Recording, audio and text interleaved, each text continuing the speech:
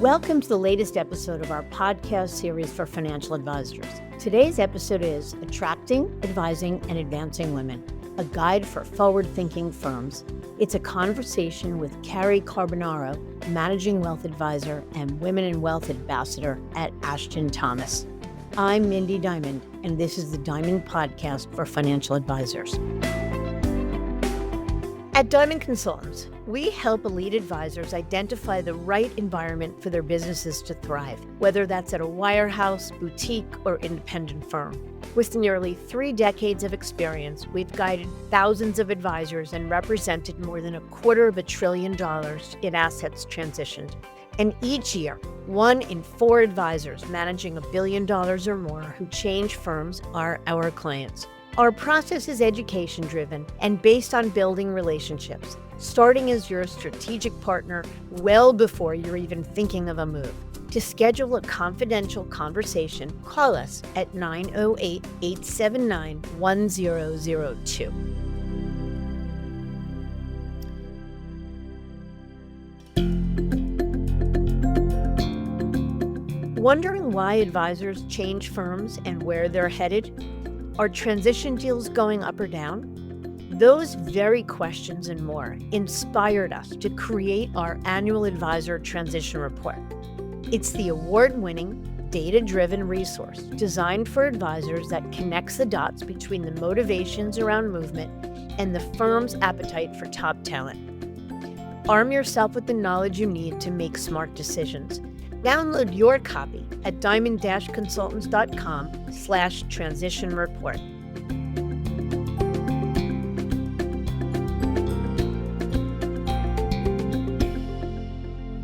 In our world, most firms are focused on growth, but too often they're missing one of the biggest and most overlooked opportunities: women. That includes women as clients who are set to control 2/3 of all wealth over the next decade. And it includes women as advisors who remain dramatically underrepresented in the industry. Cary Carbonaro has made it her mission to positively impact the world of women when it comes to advice and representation in the wealth management world. Cary's extensive career includes leadership roles at ACM Wealth, Goldman Sachs, where she was vice president and head of office, and United Capital Advisors, where she founded and led the Women's Leadership Division. Today, with a client base that's more than 75% women, Cary has built a $300 million advisory business at Ashton Thomas, focusing on empathy, education, and empowerment.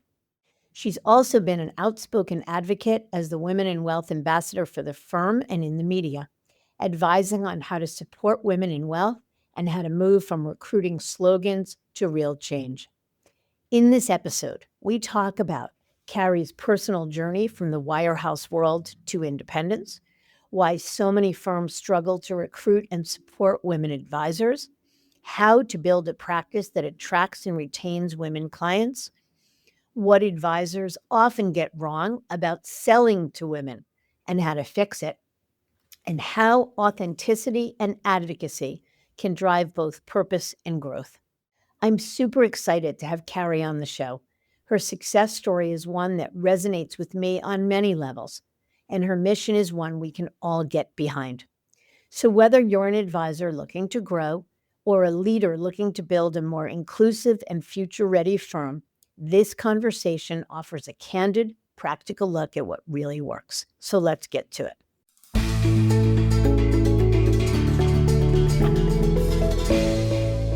Cary, thank you so much for joining me today. I'm really looking forward to a spirited conversation.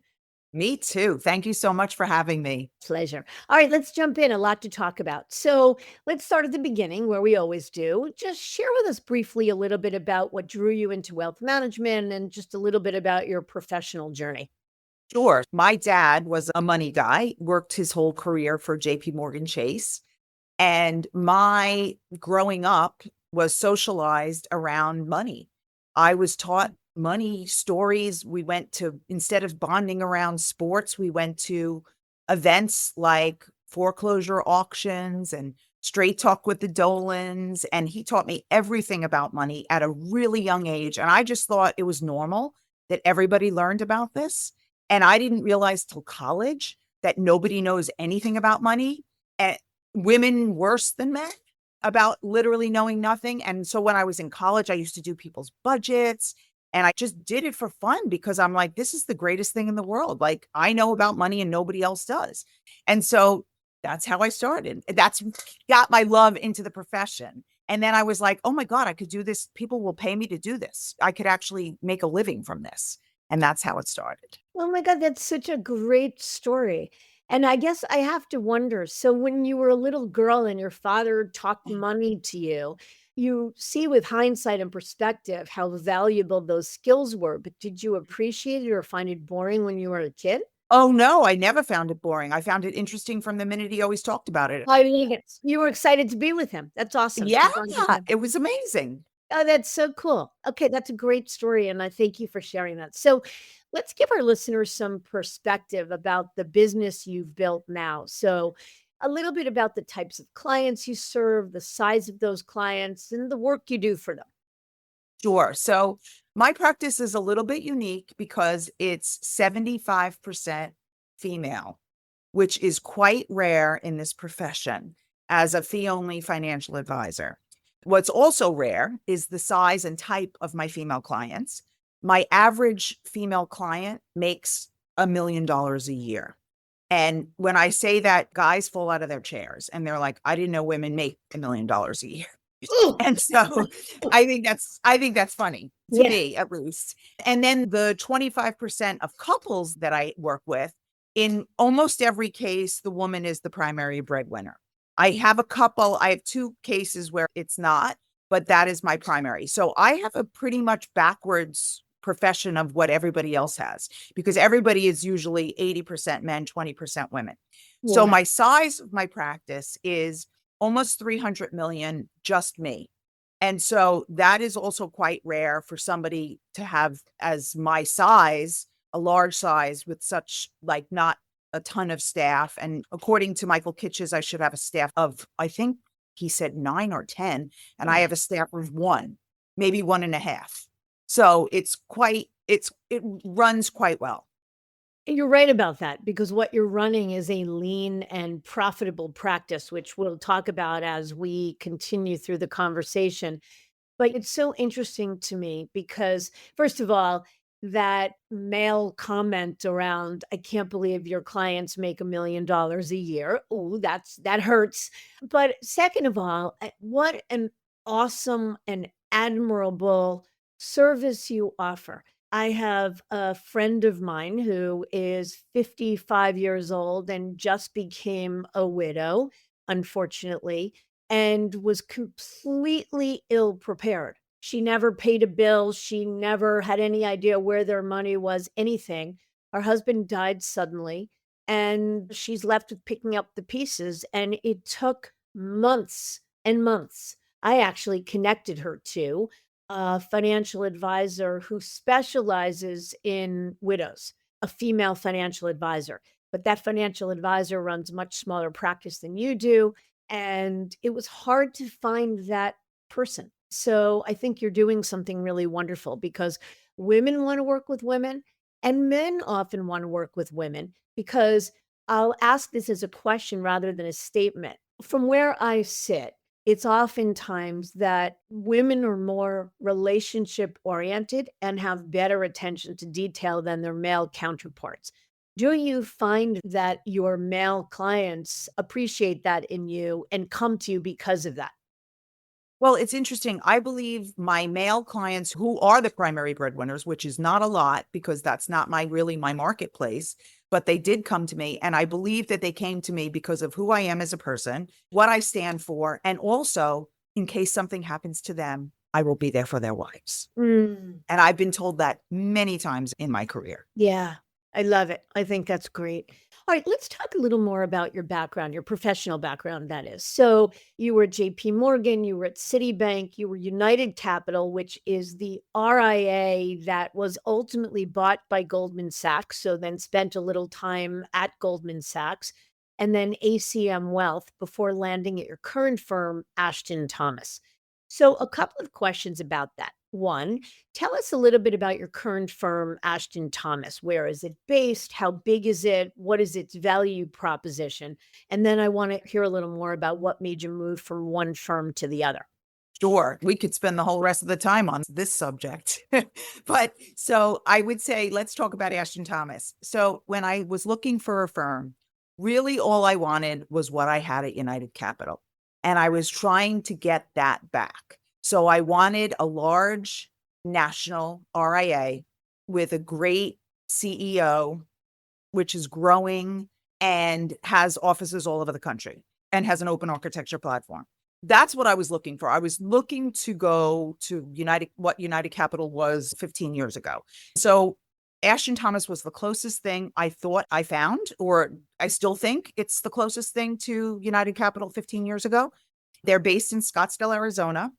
They are PE backed by ARAX, which also owns other wealth management shops too.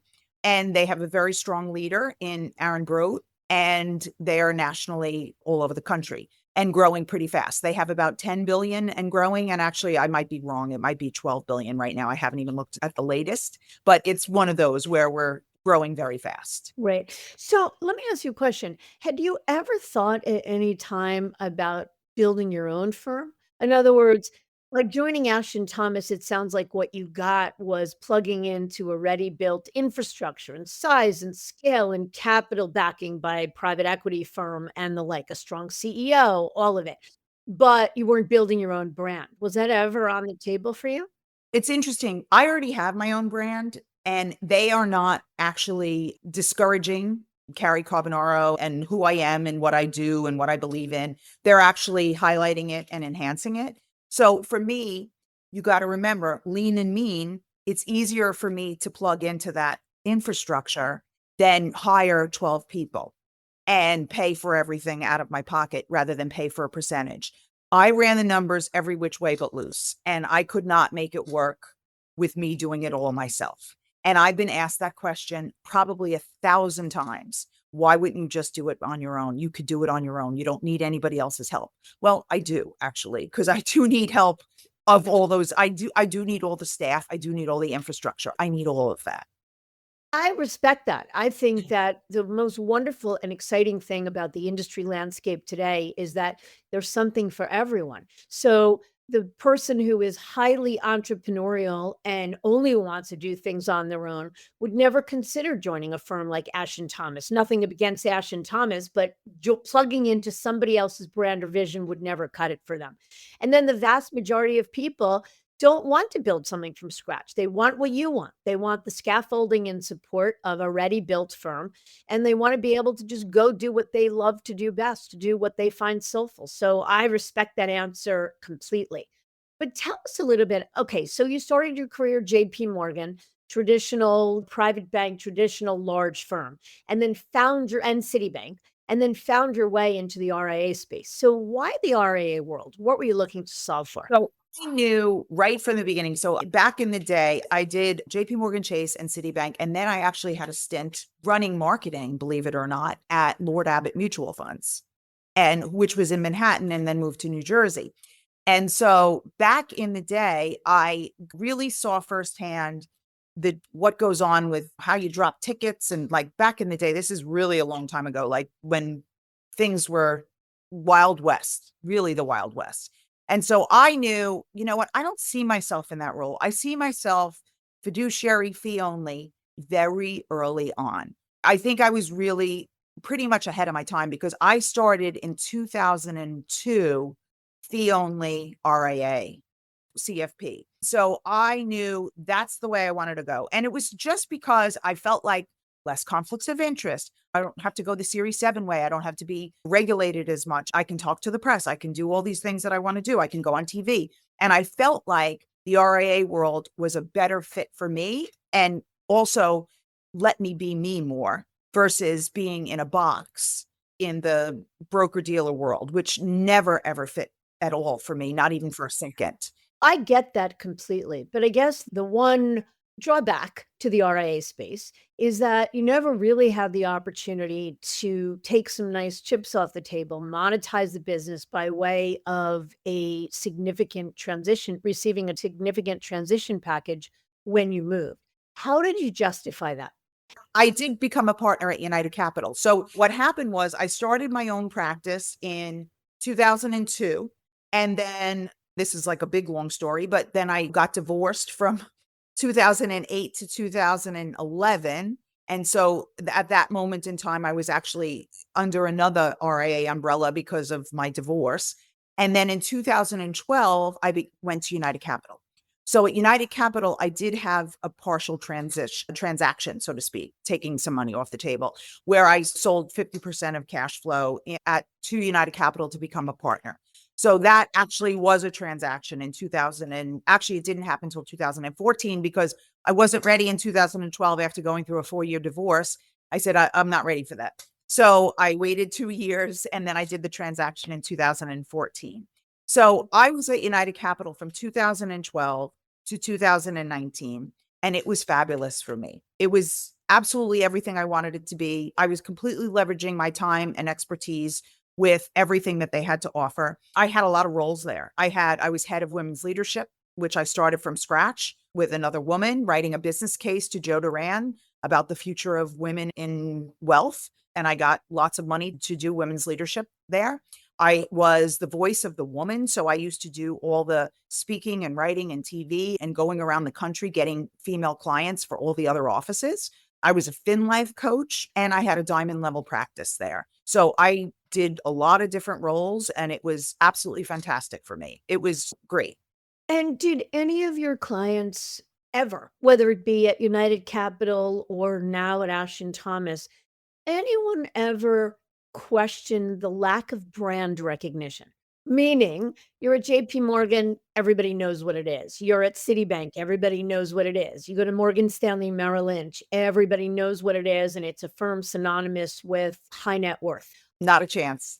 Because they are 100, Mindy, they are 100% in for me, not for the firm. And that's the way it's always been that way. So let's talk about the transitions, the iterations. So when I go on stage, which I do a lot this year because of the book, I have been telling everybody, and this people fall out of their chairs. I have moved my clients 4 times in 5 years with 100% retention. Wow. So, okay, let's talk about that for a second. First of all, that's extraordinary. And I think what you're saying is the clients are in it for you, not necessarily the name of the firm on the door. And that's wonderful. And honestly, I've had the privilege now of interviewing hundreds and hundreds of very impressive podcast guests like yourself, and every one of them says the same thing.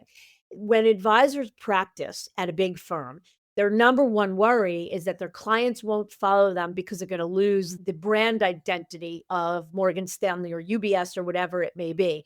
And when they leave that space, they realize the exact opposite. So you're corroborating that. But I do think that at the end of the day, a move 4 times in 5 years can sometimes, no matter how loyal or how much a client loves you, can result in what we call client fatigue. Never experienced that. None of them questioned it. Oh, they questioned it, but I'm so open and honest about what happened and why that everybody understood. I tell my story. First, I was at United Capital and I would not have ever left. So that's first where I was. Then we got sold to Goldman, which I had absolutely nothing to do with. And there was no way I could get out of it.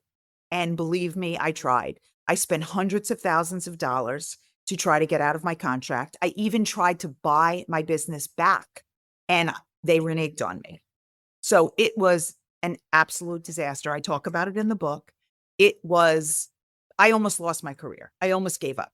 Luckily, I didn't. So then on the other side of that transaction of Goldman, I had to quit and run out my non-compete, which was also incredibly difficult. So I literally jumped off a net with nothing underneath me, like literally off a high wire, and had no idea what was going to happen. I really didn't. And I was just like, whatever, I have to believe in myself. I have to believe this is the right thing to do. And I'm doing it. So Mhm.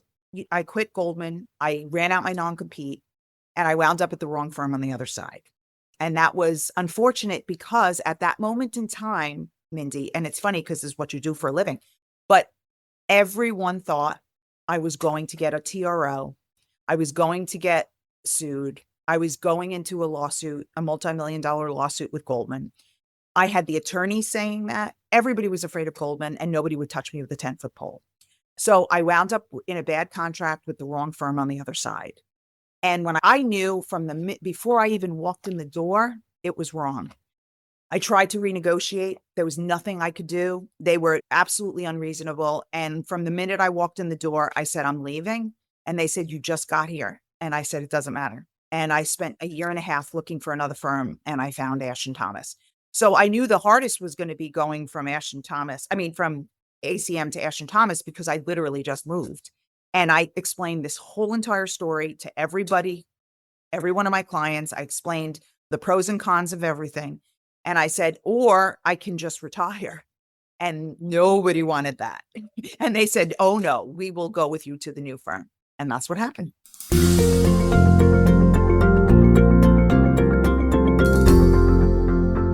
What I hear you saying and what resonates with me is your story is about authenticity, and clients can smell authenticity a mile away. They know when an advisor is moving for personal financial gain, and they know and appreciate when an advisor is moving for the right reasons for their benefit. And it sounds like that was the case, and that's exactly why your clients have been loyal and followed you. But I do want to ask you a question. So let's look at Goldman Sachs for a minute. So, for those not familiar, again, United Capital was a fabulous RIA, as Cary has alluded to, that sold to Goldman Sachs. And at first, the hope on the part of the advisors that worked for United Capital was that the Goldman name would really resonate with high net worth clients and allow them to take their business upstream. But what wound up happening for almost everyone was it was just a really poor, and I'm probably underselling, cultural fit, and it just didn't work. And so, but the Goldman name is a powerful one. So let me ask you a question from the perspective of the term open architecture. What does the open architecture RIA world allow you to do differently than you might have had, say, at Goldman Sachs, for example? And how has it impacted your ability to be active in media, write a book, which we're going to get to, et cetera? Well, the first thing is an open architecture platform lets me have the world as my oyster. So my clients have choices of everything under the sun as far as investment choices, etc. So you would think that we would have all these incredible investment choices at when we went to Goldman, we never had anything opened up to us. The only thing we had opened up to us that I used was the direct indexing, Goldman Sachs direct indexing, which is quite good. I still even use it today, but any RIA can use it. It's not specific to being an employee at Goldman, therefore you get access to it. So we never got access to these things that you hear about or that you read about in the news, all these great things that are only for Goldman clients. We never had access to that. We only had our existing infrastructure from United Capital. So I never had all these additional options that everybody said we were going to get. And I don't know if it was, again, because I was in the have-not camp, because there was haves and have-nots at Goldman, and I was a have-not. That's what we were called, because I didn't participate in what they wanted me to participate in. And I didn't drink the Kool-Aid, and I didn't think that they were the greatest thing on the planet.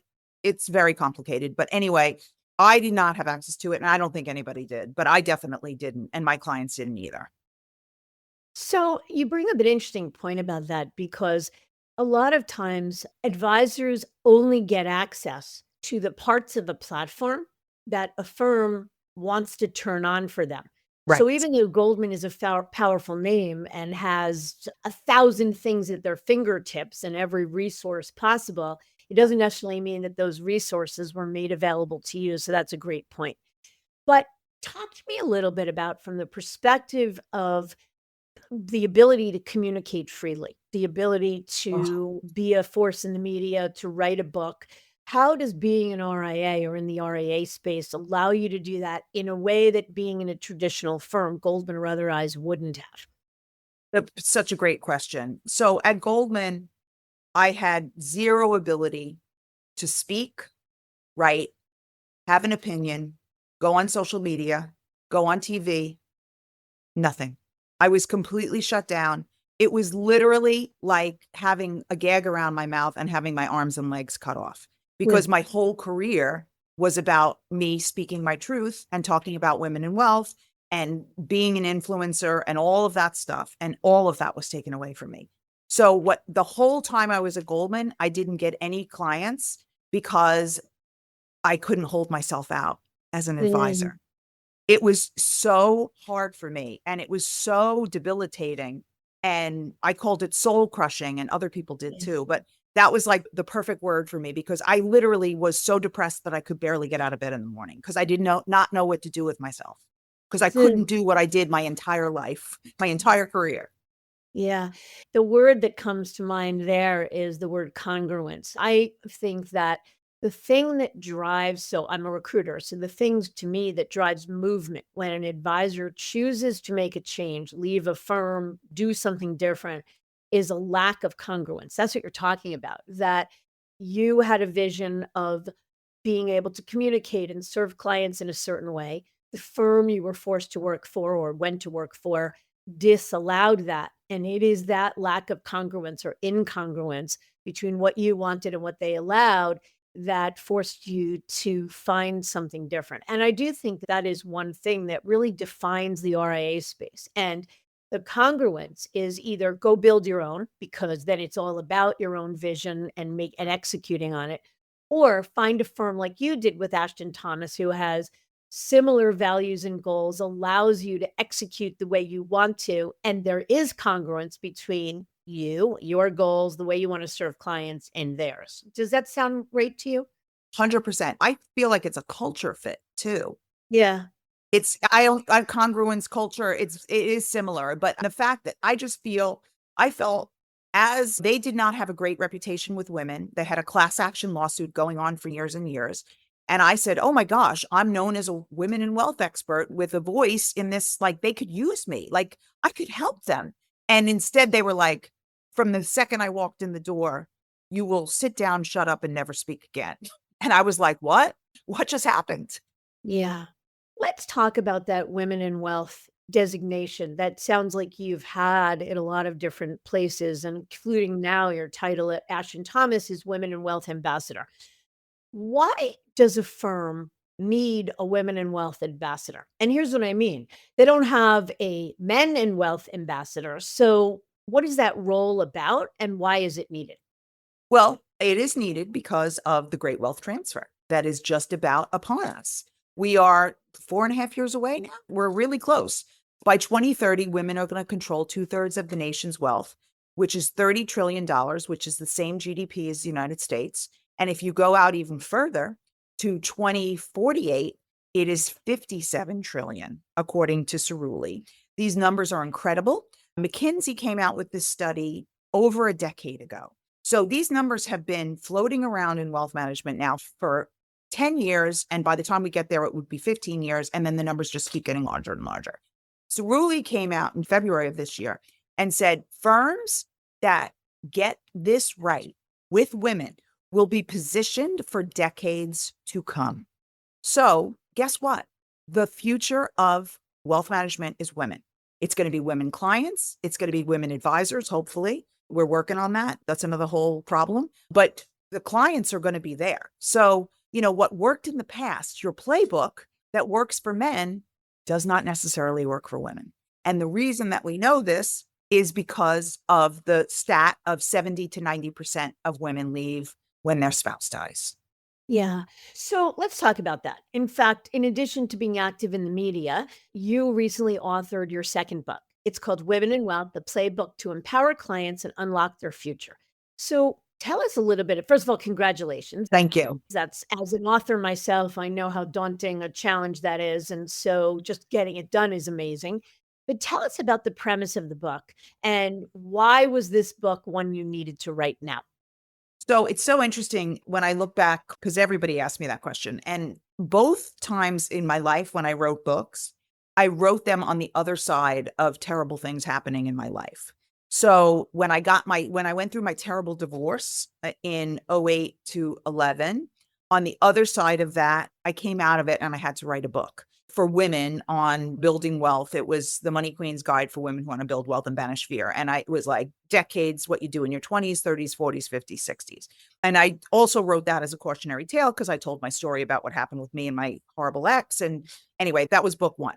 So this book, I came out on the other side of the Goldman fiasco and almost lost my career, almost lost my job, almost lost everything, almost walked away. And I said, oh no, I've got to get this out of my head. I've got to teach the industry how to work with women.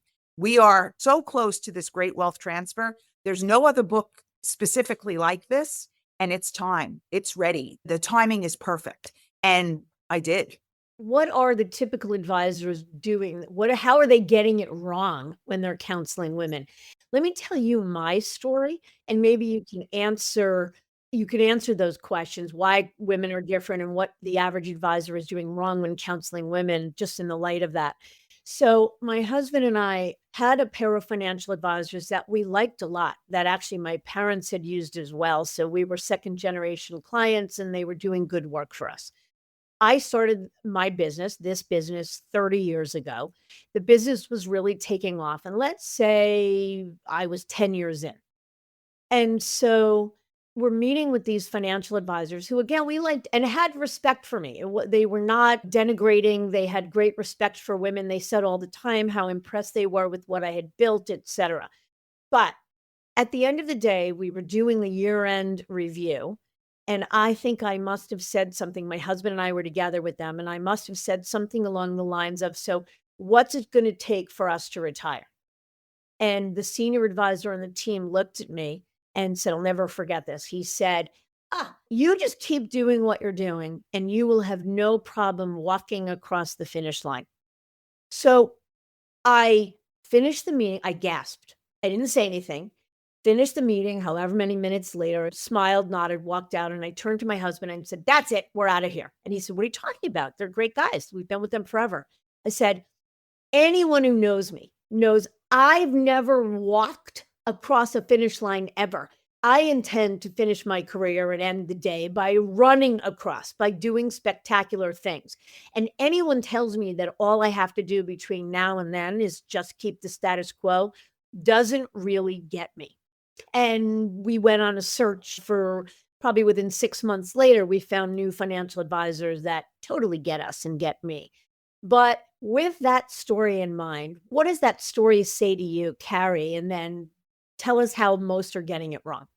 So that story says, first of all, they're not giving you numbers. Second of all, they're not addressing what you want and why you want it. They're not understanding the why behind what is making you tick. They're not looking at your behavioral finance. What is it? Why is it that it's doing that for you? Why did that turn you off so much? And that's it. They just didn't get you as a person and what makes you tick. That's what I think from that story. But that's quite common, actually, and they weren't even rude. Not at all. Right, and they weren't even rude. They probably didn't even think they did anything wrong. 100%. They had no idea we did anything wrong. And to be honest with you, I grappled with the question of when we laughed. Do I tell them? I did tell them, and I was really honest, and the reason I was is because of what I do for a living. I think so many clients opt to leave a financial advisor, and the financial advisor has no idea why. I felt I was giving them a gift by telling them that they turned me off by not asking me what was important to me and by really keying into what mattered most to me, and that by doing so, they lost a client and a client that got bigger over time and all of it. So you're 100% right. But is that typical?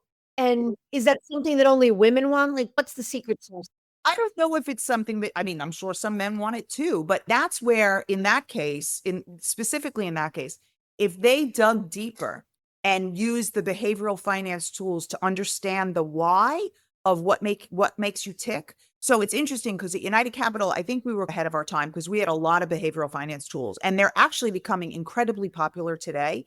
And if you're not using them, you should be, and especially with your female clients, because you need to know what is making them tick and why. And the more questions you ask and the deeper your relationship goes with that person, the more they're going to be connected to you personally, professionally. They're never going to leave you. I'm the perfect example of 4 times in 5 years of my clients not leaving me because they know how much I care about them. And then I always go into that funny little thing that clients don't care how much you know until they know how much you care.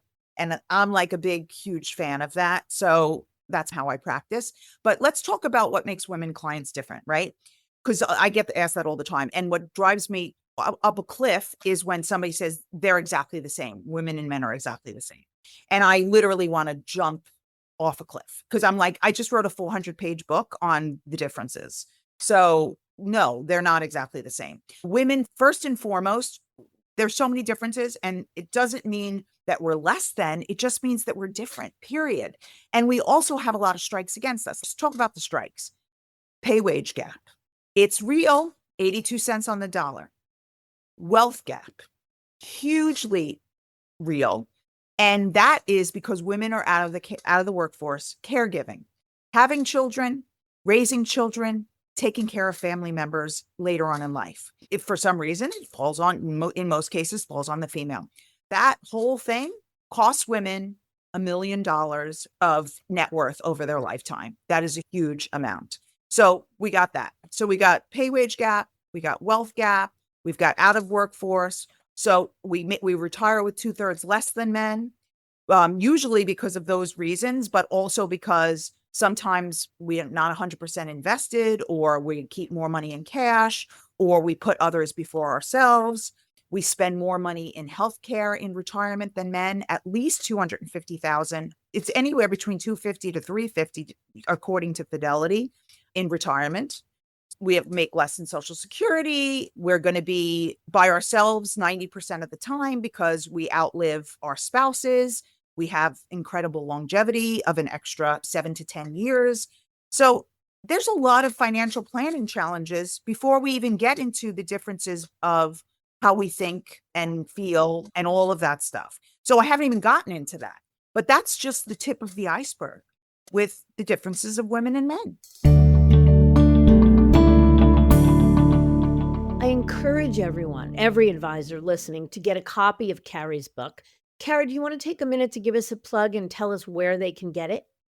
So it's called Women in Wealth, a playbook to empower clients and unlock their fortune. It's published by Wiley. You can get it in Barnes & Noble. You can get it at Amazon. I'm sure it's at some small bookstores. I know a lot of people like independent bookstores, but because it's an industry book, it's not necessarily at every bookstore because it's got a specific audience for you guys. It's for financial advisors.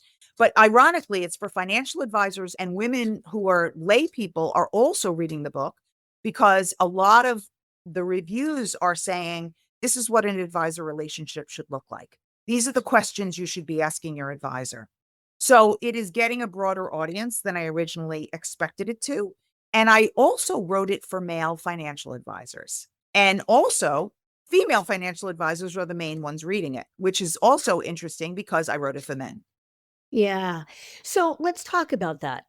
There are so many, countless male and female CEOs of wealth management firms, large and small, that recognize what Cerulli said, that the great women in wealth transfer and the great migration of wealth, and recognize the importance of A, recruiting women financial advisors, and B, bringing on more women clients. So can you talk with us a little bit about, say, 4 or 5 of the most important best practices that someone who is looking to recruit more women advisors, what are some of the things that they could or should put into action?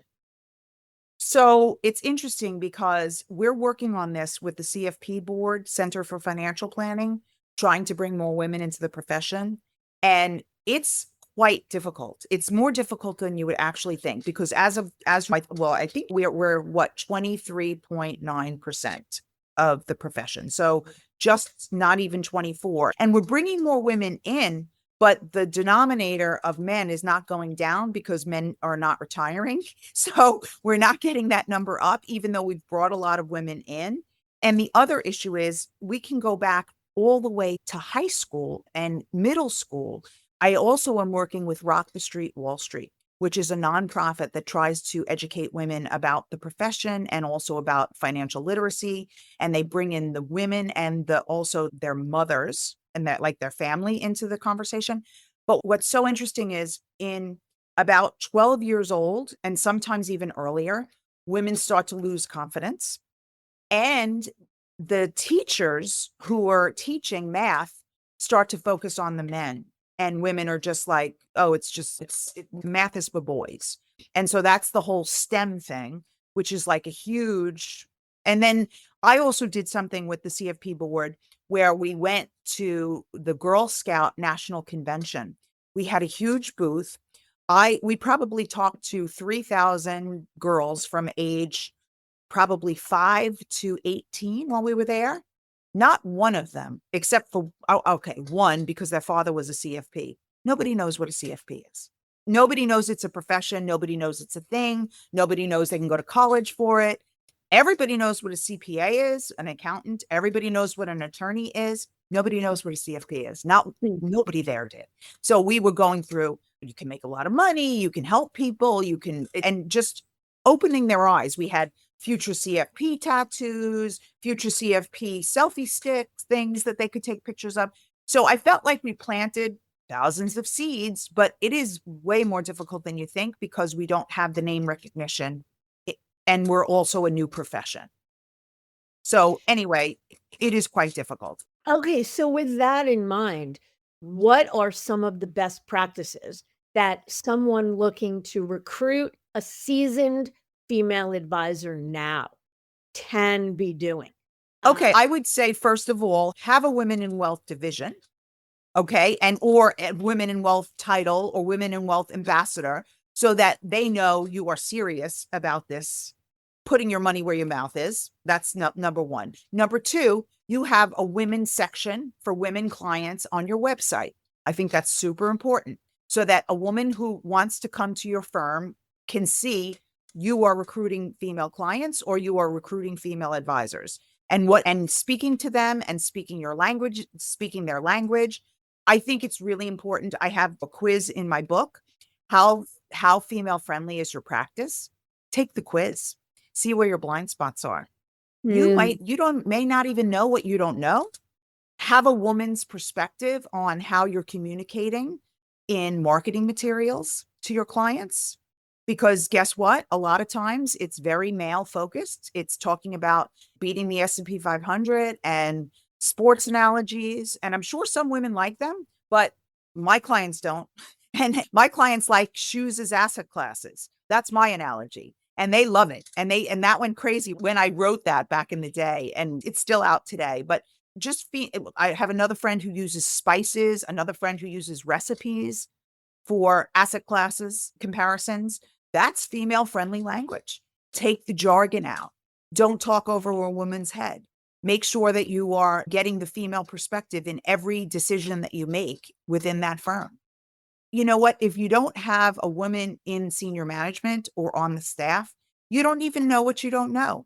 There's also in my book, there's an implicit bias quiz. It's not mine. It's Harvard Business School's implicit bias quiz. Again, blind spots. You don't know what you don't know.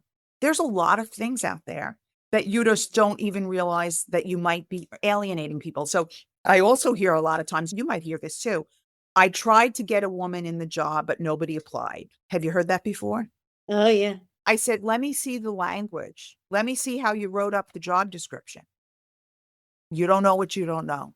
Something you're doing, or you're fishing in the wrong pot. So there's so many things to be done there. It's like a plethora. There's not even one thing. There's like 100 things you could do. Yeah. And I think the saying, you can't be what you can't see. So a firm is interested in recruiting women, and yet they have no women on staff. And so that in and of itself becomes a self-defeating prophecy because a woman comes along and says, why would I join a firm that has no women? Right. And I don't want to be the only one. Yeah, the desire to recruit women isn't necessarily enough. Let me ask you a follow-up question, though. You mentioned behavioral finance. What does behavioral finance tell you that women clients want more than male clients? Women clients are relational, not transactional. And that is over and over again. Also, education is so important to them. Women clients take longer, which also men hate. Men hate that. But guess what? They're worth it because they're going to refer to you more. They are going to be with you for a longer amount than the man. They're worth it. But they definitely take a longer time. They want to collaborate with you. They want to get all their questions answered. They want to feel comfortable. They want to feel confident in their decision. They want to ask their friends. They want to ask their neighbors. It's not just them making the decision. They want to make it like a group effort decision. Yeah, thank you for sharing that. I think that's incredibly helpful. And as I'm listening to you, I'm thinking back to that conversation I had with our financial advisors all those years ago. And that's exactly right. They didn't take the time to ask me questions.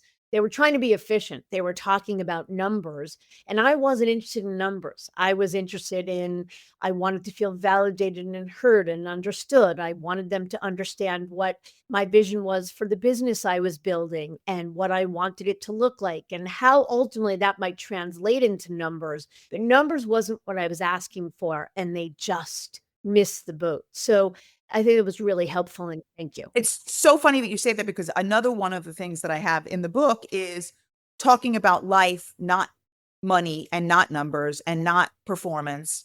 A woman wants to know, am I going to be okay? Am I going to outlive my money? I talk about the bag lady fear, which more than 50% of women have it. I don't know if you have it or not. I have it. But it's irrational, but it's okay. I have it. It's real. I mean, it's not real, but I have the fear.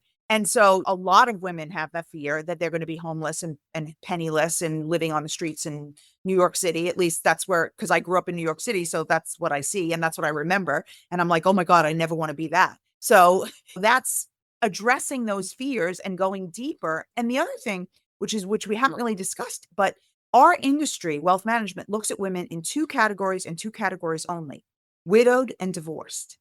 Women are an entire life cycle of things, not just widowed and divorced. So that's another chapter in my book because I have like a wheel of life. And I tell my clients, we talk about menopause. I tell male advisors to talk about menopause with their clients. And usually they fall out of their chair. It's a real life event. Yeah. So, Cary, as we near the end of this really delightful session, so much good stuff in it. When you look at the future of wealth management and your future in wealth management, what excites you the most? What does it look like? Oh my gosh. I am literally standing here with a funnel with my arms open, waiting to capture all these incredible women clients. I'm here waiting. It's the most exciting time in my history. And that's the other thing is why I couldn't walk away. I couldn't walk away. I said, I can't leave before the great wealth transfer. I've been waiting for this my whole career. I want to be there. I want to be part of it. I want to be leading it. I want to be charging it. I want to be talking about it. So it's the most exciting thing. And it's literally around the corner. So I cannot wait. I literally cannot wait. Yeah. I sense your passion and authenticity, and I imagine that's what your clients sense in you as well, which is really wonderful. Let's wrap up. One last question that I ask everyone. Our listeners are women and men. They are young, next generation folks. They are wannabe advisors. They are incredibly successful advisors, people that are practicing in the traditional space as employee advisors, managing multi-billion-dollar businesses. They are already independent business owners. They work for firms. They are quasi-independent and everything in between. What is one key piece of advice you'd give our listeners in general? So I would say, and again, I'm talking about my female clients and the future of wealth management. So the name of the name of my book was going to be Compel Her, Don't Sell Her. And that's what I want to leave you with. Compel her, don't sell her. She does Yeah. not want to be sold. You need to show her why this is the best thing in the world for her and give her all the reasons why you are on her side and you are there to help her make the best decisions in her life. So you need to compel her with all the smart reasons why. Do never sell her. I love it. What a wonderful last piece of advice.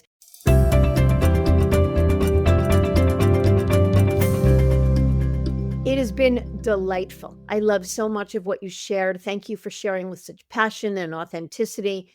Thank you for what you bring to the industry for not only women, but anybody who wants to work with a woman.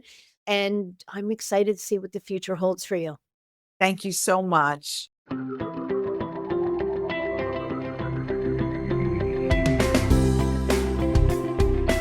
As a financial advisor, you hold yourself to the highest standards of integrity, honesty, and credibility. You are successful because you take your professional responsibilities seriously and are dedicated to your clients. But are you living your best business life? Are your goals aligned with your firm's, or could a better option exist? Should I Stay or Should I Go is a book written with you in mind. It's a self-guided journey that walks you through the key steps that we take with our advisor clients. This strategic thought process and roadmap to professional self-discovery is designed to help you ask the right questions and think critically and objectively, whether you're considering change or not. Learn how to get your copy at diamond-consultants.com/thebook.